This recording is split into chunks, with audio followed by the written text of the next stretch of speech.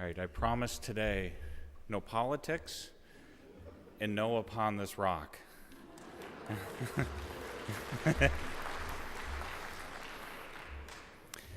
But I can't promise good.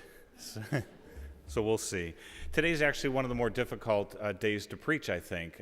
Trinity Sunday and Christ the King are two solemnities that we celebrate during the church year that are different than most solemnities. So let's see what we can do with this.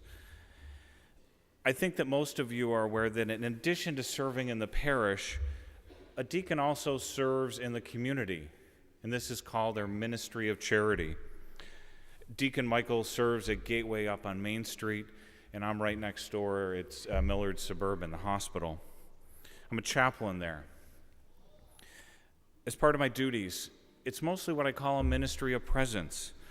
I visit the sick, the dying, families, staff. I'm there to listen more than talk, to simply be with a person in their time of difficulty.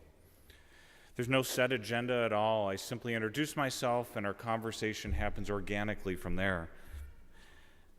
Some of the most difficult conversations I find are with people who are dying or who are in a health crisis where they're not certain how it's going to end. We humans are great at negotiation. Without fail, we always believe that there's one more treatment or one more procedure that will make everything better. And while modern medicine is truly amazing, there comes a point where medicine can only do so much, and we're faced with the starkness of our own mortality. These are the people that I often visit at the hospital, the ones who suddenly have to consider that they are mortal. They've looked in the mirror, right back at their own eyes and into their soul, and they have to say to themselves, I am dying. It's a profound moment. And I use the word profound specifically, not necessarily awful or terrifying or devastating, although it is a little bit each one of those. Mostly, though, these people tell me that it's profound. We spend most of our days ignoring death, pretending it doesn't exist. It's something that happens to other people. And on those rare occasions when we're forced to consider it, I think we tend to try and just get past it as fast as we can so that we can put it safely out there somewhere again. We use euphemisms to take the sting out of it, and we try and sanitize it. I know that there are exceptions to this, but I think in our society we have to admit that that's probably more true than not. And this is a problem. It's impossible to fully understand our lives unless we're also willing to address our mortality. Let me put it in a different way. Unless each one of us, unless I can look in a mirror and experience that same profound moment where I'm able to say, I am dying, we'll never be able to fully live our lives. The truth at the center of life will escape us. What is that truth? Well, that's where the gospel takes us today. The truth at the center of life is what was revealed on the cross. And this is why we celebrate Jesus as our King, a King who conquered all, including our own death.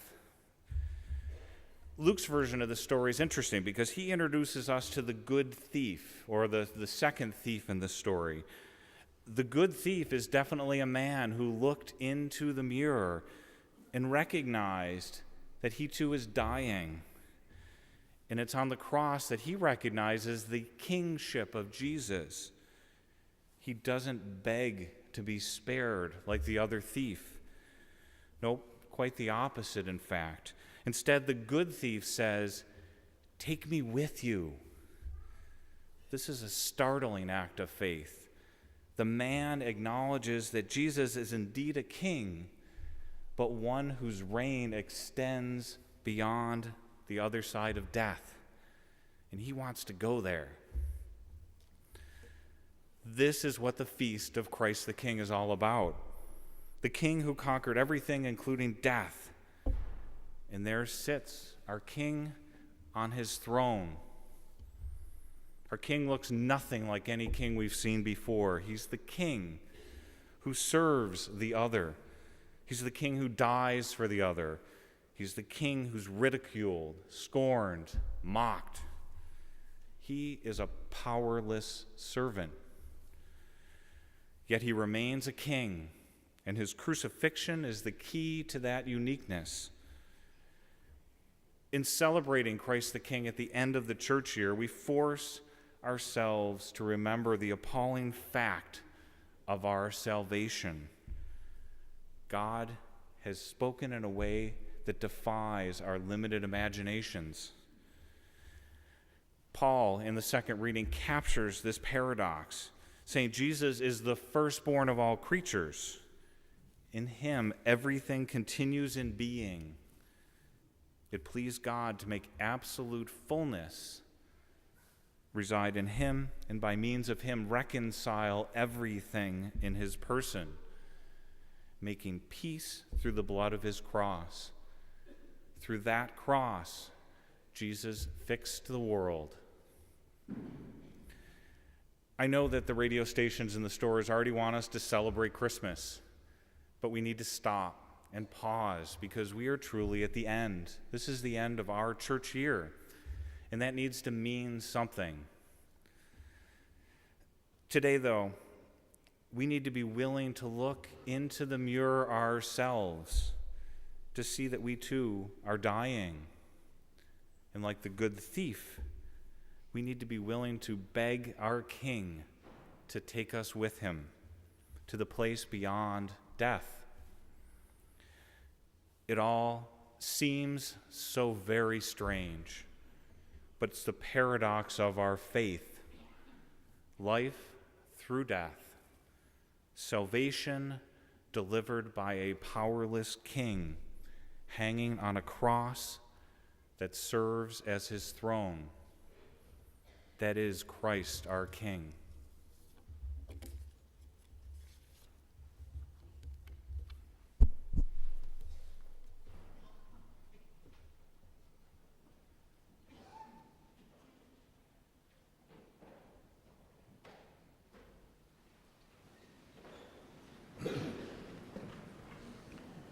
We pray together the Apostles' Creed.